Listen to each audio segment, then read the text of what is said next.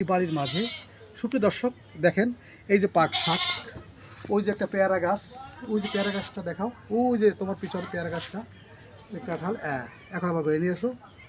সুপ্রিয় দর্শক, এই হচ্ছে তার ছোট্ট একটি পরিবার, অর্থাৎ আমাদের যে কমতি নেই কোথাও।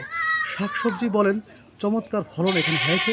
প্রকৃতির যে ছাড়া আসছে, প্রকৃতির মাঝে যে বৃষ্টি আমাদের হয়েছে, সেই বৃষ্টির মাঝে ফোম পেয়ে অর্থাৎ সার পেয়ে সব ধরনের আমাদেরকে আসছে, অর্থাৎ সব ধরনেরই চাষাবাদ এখানে হয়।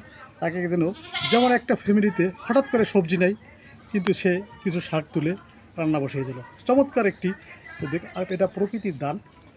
সুপ্রিয় দর্শক, আমার এই ভিডিওটা যদি ভালো লেগে থাকে তাহলে অন্যকে দেখার সুযোগ দেওয়া। ছোট্ট পরিবার হলেও আমাদের এই ছোট্ট পরিবারকে সুন্দর করে সাজিয়ে রাখলেও কিন্তু আমরা এখান থেকে কিন্তু একটা অর্থ পেতে পারি।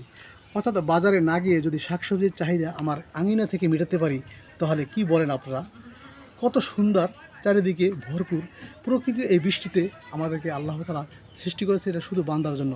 তাই আমাদের সবারকে অবশ্যই শুকরিয়া আদায় করা উচিত। যে যেখানে আছি, যতটুকু নিয়ে আছি, আমাদেরকে শুকরিয়া করা উচিত। কী বলেন বন্ধুরা?